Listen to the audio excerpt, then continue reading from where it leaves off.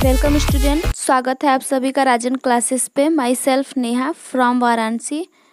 तो जैसा कि हम लोग कक्षा 10 एनसीईआरटी विषय गणित अध्याय 1 वास्तविक संख्या पढ़ रहे थे, ठीक। तो हम लोग को वास्तविक संख्या पढ़ना है। वास्तविक संख्या में हम एक्सरसाइज 1.3 पे पहुँचे थे। तो 1.3 का हम लोग 2 तक क्वेश्चन लगा दिए हैं। चलिए देखते हैं 1.3। ये देखिए, ये आपका एक्सरसाइज है। तो 1.3 का हम लोग पहला और दूसरा क्वेश्चन कर चुके हैं अगले वीडियो में। तो इस वीडियो में हम लोग को ये थर्ड वाला क्वेश्चन करना है। तो चलिए हम लोग थर्ड क्वेश्चन देखते हैं क्या बोल रहा है। तो देखिए थर्ड क्वेश्चन क्या बोल रहा है। सिद्ध कीजिए कि निम्नलिखित संख्याएं अपरिमेय हैं। मतलब अभी तक हम लोग को इसमें एक ही क्वेश्चन दिया था। अब ये जो तीसरा क्वेश्चन है इसमें 3 दे दिया है, ठीक। तो मतलब कि फर्स्ट सेकंड थर्ड करके तो क्या करना है, सिद्ध कीजिए कि निम्नलिखित संख्याएं अपरिमेय संख्या, मतलब ये और ये तीसरी जो है, तो ये तीनों क्या है, अपरिमेय संख्या। ये हमें सिद्ध करना है। तो क्वेश्चन नोट कर लीजिए और उसके बाद हम लोग चलिए सिद्ध करते हैं। क्वेश्चन हो गया हो तो हम लोग सॉल्व करें इसको। क्वेश्चन हो गया तो चलिए सॉल्व करते हैं इसको। बस इसमें भी सिद्ध ही करना है और कुछ नहीं है। ये देखिए, ये आपका क्वेश्चन है, सिद्ध कीजिए 1/√2 एक अपरिमेय संख्या है। तो पहले हम लोग क्या करते हैं, इसके अपोजिट मान लेते हैं, ठीक। जैसे ये बोला है अपरिमेय संख्या है तो हम लोग मान लेंगे कि ये जो है 1/2 क्या है, परिमेय संख्या है। तो हम लोग इसको लिख लेंगे कि माना, तो हम लोग इसको क्या मान लेंगे कि माना 1/2 एक परिमेय संख्या है, ठीक। तो पहले हम लोग ये मान लिए। अब परिमेय संख्या है, ये परिमेय संख्या है तो इसको हम लोग p/q के रूप में लिख सकते हैं ना। तो इसको हम लोग ऐसे लिख लेंगे 1/2 = p/q, ठीक। जहाँ q does not equal to 0 है। ये होता है परिमेय संख्या के लिए, ये शर्त होता है। आप लोग को पता है कि ये परिमेय संख्या है तो ये p और q के बराबर होगा। मतलब ये p और q क्या है, परिमेय संख्या है ना, तो ये दोनों इसके बराबर होगा। हम लोग इसको भी परिमेय संख्या माने हैं। जहाँ q does not equal to क्या है, 0 है। और क्या होता है, और एक शर्त होता है, p और q का HCF, इसका HCF क्या होता है, 1 होता है। p और q का HCF 1 होता है। ये शर्त होता है क्या, परिमेय संख्या के लिए। तो अगर देखिए यहाँ पे अगर 3/2 या फिर 2/3 हो, ये दोनों क्या है, परिमेय संख्या है। मतलब इसका उल्टा कर दिए तभी ये परिमेय संख्या है और ये भी परिमेय संख्या है। तो ऐसे ही हम लोग ये जो है इसको भी उल्टा करेंगे, मतलब पलटने पर। तो लिख लेते हैं हम लोग पलटने पे। ये देखिए हम लोग उल्टा कर दिए। ये जो यहाँ पे है 1/√2, इसको उल्टा कर दिए तो ये मतलब ये जो √2 है ये ऊपर गया तो ये ओनली क्या हो गया, √2 हो गया। मतलब ये नीचे 1 आ जाएगा तो उसका तो कुछ मान नहीं है, मतलब ऐसे ही रहेगा। फिर इक्वल टू p/q, ये जो p/q है उसको लिख दिए। तो इसको हम लोग समीकरण 1 बना लेते हैं, ठीक। इसको समीकरण 1 बना लेते हैं। अब आपको कुछ दिख रहा है इसमें, ये देखिए p/q ये क्या है, एक परिमेय संख्या है। लेकिन ये जो कड़ी में 2 है ये क्या है, एक अपरिमेय संख्या है। तो हम लोग इसके नीचे क्या लिखेंगे, हम लोग लिखेंगे कि चूंकि यहाँ पे इसको भी उल्टा करेंगे ना, इसको भी पलटेंगे हम लोग। ये p/q था तो q/p हो जाएगा। यहाँ q/p है, यहाँ पे लिख देते हैं हम लोग इसको 2 = q/p। ये समीकरण 1 इसको मान लिए, ठीक। ये देखिए यहाँ पे है ना, तो ये समीकरण 1 है। तो हम लोग को क्या दिख रहा है, ये जो कड़ी में 2 है ये एक अपरिमेय संख्या है और ये q/p जो है एक परिमेय संख्या है। तो हम लोग इसको लिखेंगे कि चूँकि ये देखिए हम लोग लिख दिए Q अपॉन P एक परिमेय संख्या है तथा हम जानते हैं कि करड़ी में 2 एक क्या है, अपरिमेय संख्या है। तो ये अपरिमेय है और ये परिमेय है, तो इक्वल टू होगा नहीं ना, मतलब ये बराबर तो नहीं होगा। परिमेय अपरिमेय थोड़ी ना बराबर होता है। ये अपरिमेय संख्या है और ये परिमेय संख्या है, तो ये इक्वल टू जो है वो नहीं होगा, डज नॉट इक्वल टू हो जाएगा। तो देखिए हम लोग क्या लिख दिए, करड़ी में 2 does not equal to Q upon P। ठीक, तो लास्ट में हम लोग क्या लिखेंगे, अर्थात 1 अपॉन करड़ी में 2 एक अपरिमेय संख्या है। ठीक, लास्ट में हम लोग लिख देंगे अर्थात 1 अपॉन करड़ी में जो 2 है वो क्या है, एक अपरिमेय संख्या है। ये आपका सिद्ध हो गया तीसरे का फर्स्ट क्वेश्चन। तो चलिए सेकंड पे आते हैं। अब ये देखिए सेकंड में क्या है, 7 करड़ी में 5, यही है ना, फर्स्ट वाला हम लोग सिद्ध किए। अब इसके बाद सेकंड पे आ गए, तो सेकंड देख लीजिए आप लोग, क्या है, 7 करड़ी में 5। तो चलिए अब इसको सिद्ध करते हैं। हो गया क्वेश्चन, लिख लीजिए। इसी को सिद्ध करना है, एक अपरिमेय संख्या है, सिद्ध करना है ना इसी को। चलिए पहले हम लोग क्या करते हैं, फिर इसको सबसे पहले मान लेंगे कि 7 करड़ी में 5 एक परिमेय संख्या है, यही मानेंगे ना। तो देखिए हम लोग मान लिए कि 7 करड़ी में 5 क्या है, एक परिमेय संख्या है। ये परिमेय संख्या है तो P बाई Q के रूप में लिखा जा सकता है, यानी P अपॉन Q के बराबर है ना, जहाँ Q does not equal to क्या होता है, 0 होता है। ये जो Q है वो आपका 0 के बराबर नहीं होगा। और क्या शर्त होता है परिमेय संख्या के लिए, P और Q का HCF, P और Q का HCF क्या होता है, 1 होता है। यही होता है ना परिमेय संख्या के लिए 2 शर्त होता है, उसे P बाई Q के रूप में लिखा जा सके जहाँ Q does not equal to 0 हो और ये P और Q का HCF क्या हो, 1 हो, तो वो परिमेय संख्या होती है। यही होता है ना।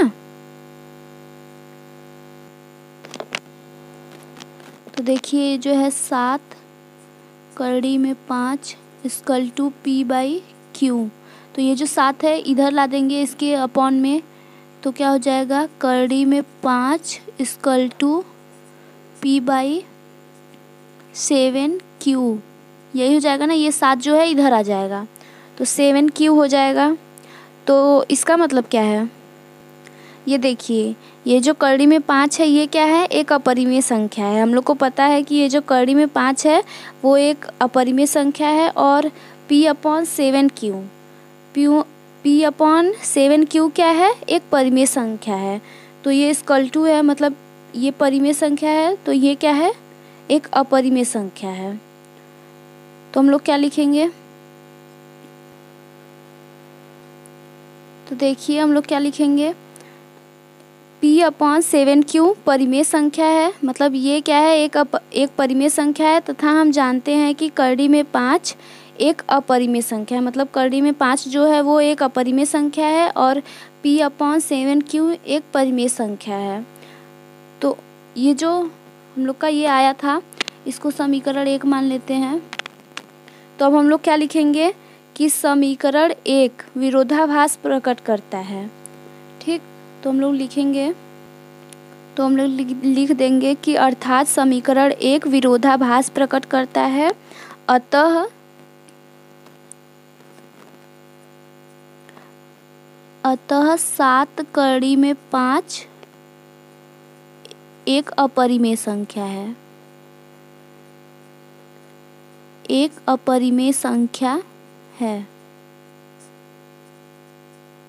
ये सिद्ध हो गया आपका कि 7 करड़ी में 5 क्या है, सॉरी दिख नहीं रहा था आपको, 7 करड़ी में 5 एक अपरिमेय संख्या है, ये सिद्ध हो गया।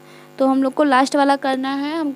हमको पता है आप लोग को उतना समझ में नहीं आ रहा होगा अभी ये सिद्ध करने वाला, जब तक आप लोग अपने से 2-3 बार एक क्वेश्चन को 4-5 बार नहीं लगाएंगे तब तक नहीं समझ में आएगा। ये सिद्ध करने वाला है ना, तो थोड़ा आपको मेहनत करना पड़ेगा, क्योंकि आएगा इसमें का क्वेश्चन पक्का आएगा, 1 या 2 जितना भी आए, लेकिन आएगा ज़रूर बोर्ड एग्ज़ाम में। ये देखिए थर्ड वाला, थर्ड में क्या है, 6 प्लस कड़ी में 2।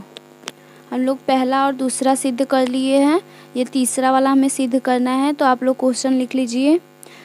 6 प्लस कड़ी में 2 है, इसको सिद्ध करना है कि ये भी क्या है, एक अपरिमेय संख्या है।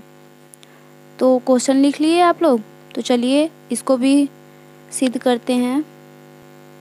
तो देखिए इसी को सिद्ध करना है कि 6 प्लस कड़ी में 2 एक अपरिमेय संख्या है। तो हम लोग पहले क्या करते हैं, मानते हैं, इसके विपरीत मानते हैं कि मतलब ये जो संख्या दिया है वो क्या है, एक परिमेय संख्या है। तो हम लोग इसको भी मानेंगे कि माना 6 प्लस कड़ी में 2 एक परिमेय संख्या है, यही मानेंगे ना।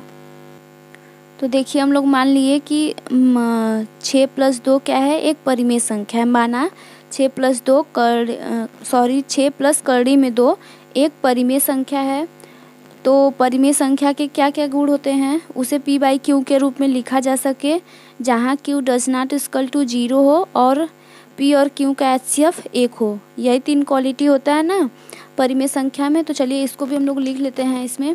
ये परिमेय संख्या है 6 प्लस कड़ी में 2 परिमेय संख्या है, तो ये p और q के बराबर होगा ना। तो इसको लिखते हैं 6 प्लस कड़ी में 2 equal to p by Q. ठीक, यही होगा ना। p मतलब कि p और q के रूप में लिखा जा सके, ये परिमेय संख्या है तो इसके बराबर होगा, जहाँ क्या होता है, q does not equal to 0, जहाँ q क्या है आपका 0 नहीं है, 0 के बराबर नहीं है। और क्या होता है, वह HCF किसका, पी क्यू का 1 होता है। यही होता है परिमेय संख्या के लिए। तो p और q का HCF 1 होता है और उसे p बाई क्यू के रूप में लिखा जा सके, और q does not equal to 0, यही क्या होता है, क्वालिटी होता है। तो ये देखिए जो है 6 प्लस कड़ी में 2 equal to p by Q, ये है।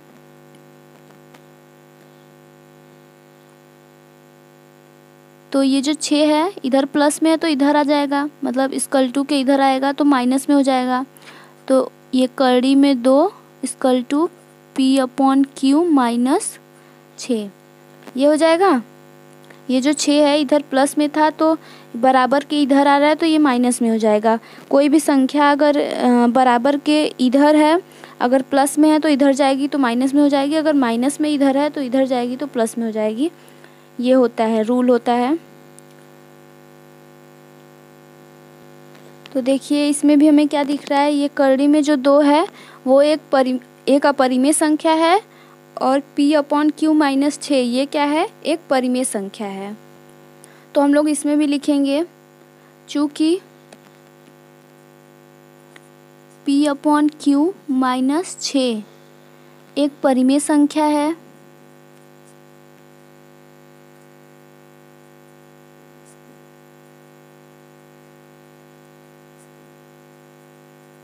ये क्या है, p अपॉन क्यू माइनस 6 एक परिमेय संख्या है, तथा हम जानते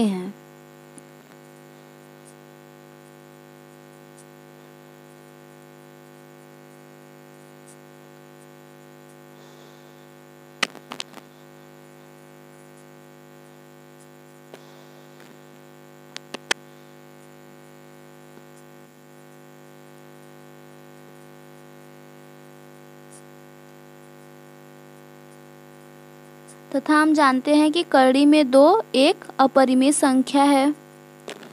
हो गया ना, मतलब चूँकि p अपॉन क्यू माइनस 6 एक परिमेय संख्या है, तथा हम जानते हैं कि कड़ी में जो 2 है वो क्या है, वो एक अपरिमेय संख्या है।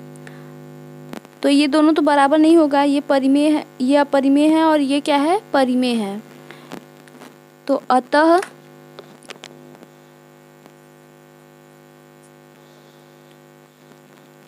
p upon Q minus 6 does not equal to कड़ी में 2, ये हो जाएगा, मतलब ये अपरिमेय है और ये परिमेय है तो बराबर नहीं होगा।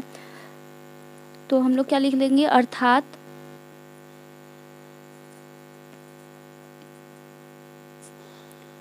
6 प्लस कड़ी में 2 एक अपरिमेय संख्या है।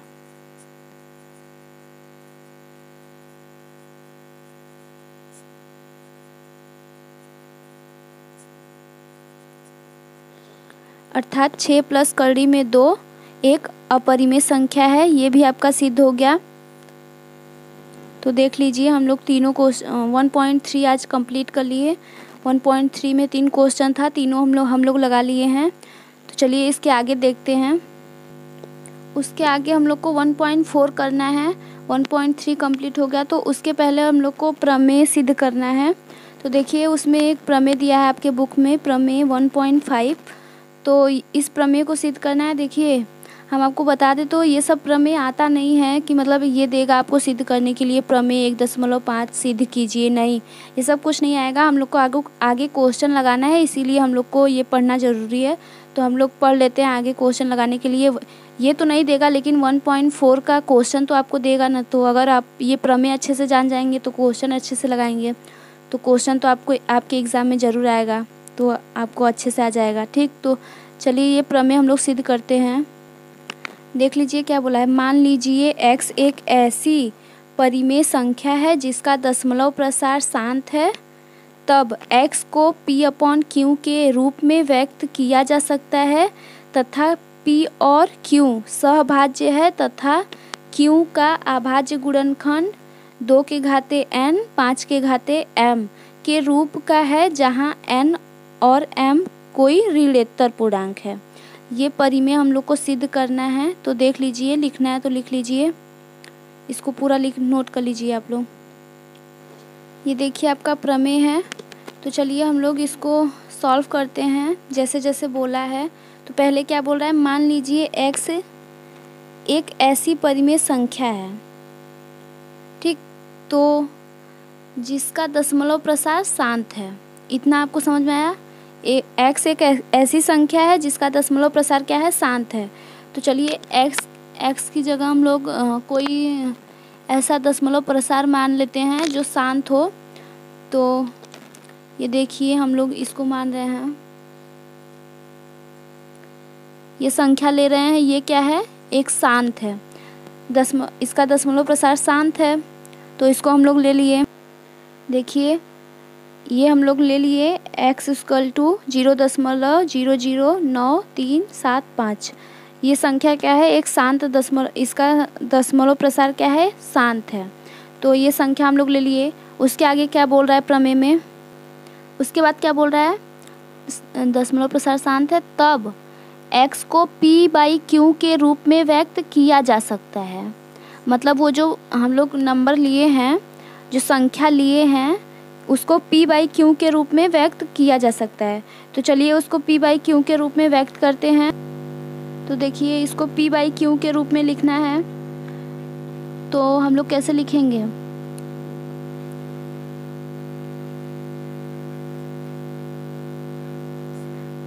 इसको ऐसे लिखेंगे। ये देखिए ये जो संख्या है इसको लिख लिए। उसके बाद ये दशमलव है, दशमलव के बाद कितना अंक है, 1 2 3 4 5 6। तो ये 1 लिख के 6 0 लिख देंगे, ठीक, 3 2 5 1 6, ठीक। ये दशमलव, इसको p/q के रूप में लिखना है। अभी ये p/q के रूप में नहीं है। अभी हम लोग इसको काटेंगे। काटने के बाद जब मतलब लास्ट संख्या ऐसी आएगी जो नहीं कटेगा किसी से, तो वो क्या उसके रूप में लिखेंगे, तब वो परिमेय संख्या मतलब p/q के रूप में लिखा जाएगा। अभी ये p/q के रूप में नहीं लिखा है। तो चलिए इसको p/q के रूप में लिखते हैं। ये देखिए इसको हम लोग 25 से काटे हैं ऊपर नीचे, तो ये आया है। आप करके देख लीजिएगा। 25 से काटेंगे तो ये आएगा, तो फिर ये 25 से कटेगा।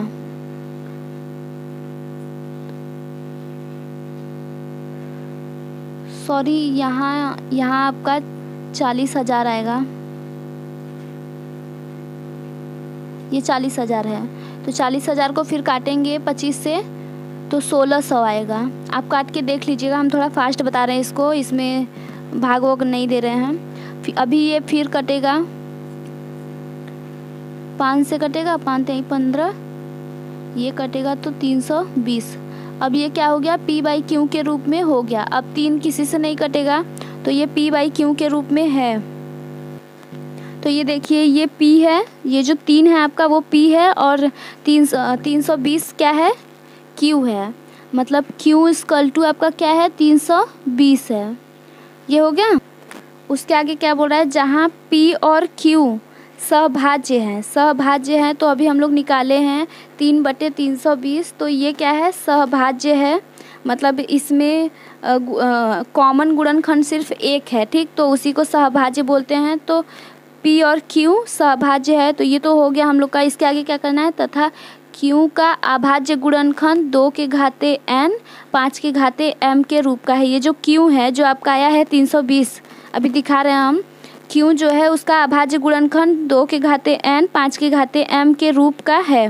तो चलिए देखते हैं है कि नहीं। ये देखिए आपका Q है, तो इसका अभाज्य गुणनखंड करेंगे तब पता चलेगा ना कि ये इस मतलब कि इसका 2 के घाते n और 5 के घाते m के रूप का है कि नहीं। ये देखिए हम लोग अभाज्य गुणनखंड किए हैं, तो ये आया आपका, मतलब कि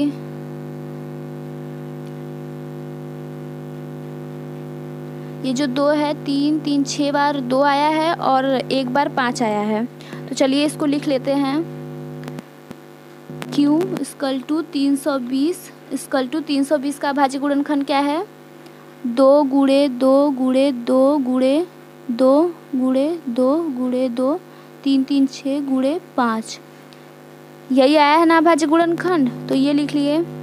ये देखिए 2 6 बार है, तो इसको हम 2 के घाते 6 और गुणे इसके मतलब इसके ये 1 बार है तो इसके पावर 1 लिख लिए। तो ये देखिए हो गया। ये क्या है, 2 मतलब 2 के घाते n और 5 के घाते m के रूप का हो गया। तो ये भी हो गया। अब आगे देखिए क्या बोलता है। तो हम लोग इसको लिख लिए कि यहाँ Q के अभाज्य गुणनखंड 2 के घाते n और 5 के घाते m के रूप का है। यहाँ पे है ना 2 के घाते m और 5 के घाते n के रूप का हो गया। तो अब देखिए आगे क्या बोलता है प्रमेय में। ये देखिए लास्ट में बोल रहा है जहाँ n और m कोई ऋणोत्तर पूर्णांक है, ठीक। ये जो n और m आया है, मतलब 2 के घाते n और 5 के घाते m आया है, वो क्या है, कोई ऋणोत्तर पूर्णांक है।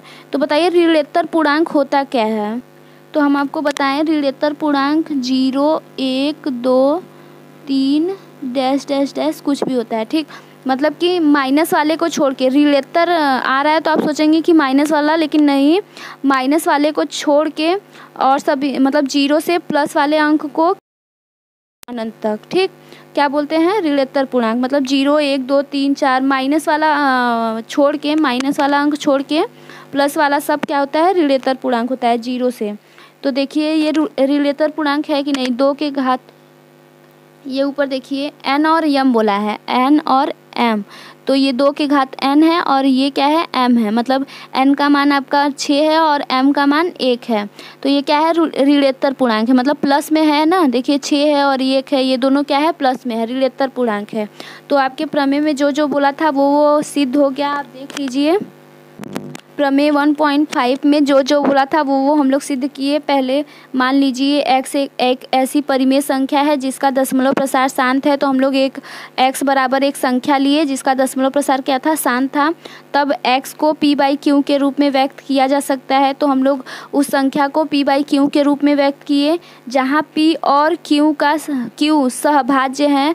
जहाँ p और q सहभाज्य था, मतलब कि उनमें अभाज्य गुणनखंड, उनका मतलब कॉमन अभाज्य गुणनखंड सिर्फ एक था, उसी को सहभाज्य बोलते हैं। तथा Q का अभाज्य गुणनखंड 2 के घाते n और 5 के घाते m के रूप का है।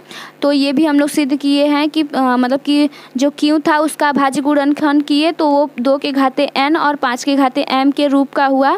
जहाँ n और m मतलब 2 के पावर जो n था और 5 के पावर m कोई ऋणोत्तर पूर्णांक है। ऋणोत्तर पूर्णांक मतलब प्लस माइनस वाले को छोड़ के और 0 से प्लस तक के नंबर को क्या बोलते हैं, ऋणोत्तर पूर्णांक। तो ऋणोत्तर पूर्णांक था। तो आपके इतने प्रमेय में जितना भी बोला है, मतलब 1.5 में इतना बोला था, तो इसको हम लोग सिद्ध कर लिए। अब इसके आगे कल देखेंगे। बस आज के लिए इतना ही। Thanks for watching video. धन्यवाद।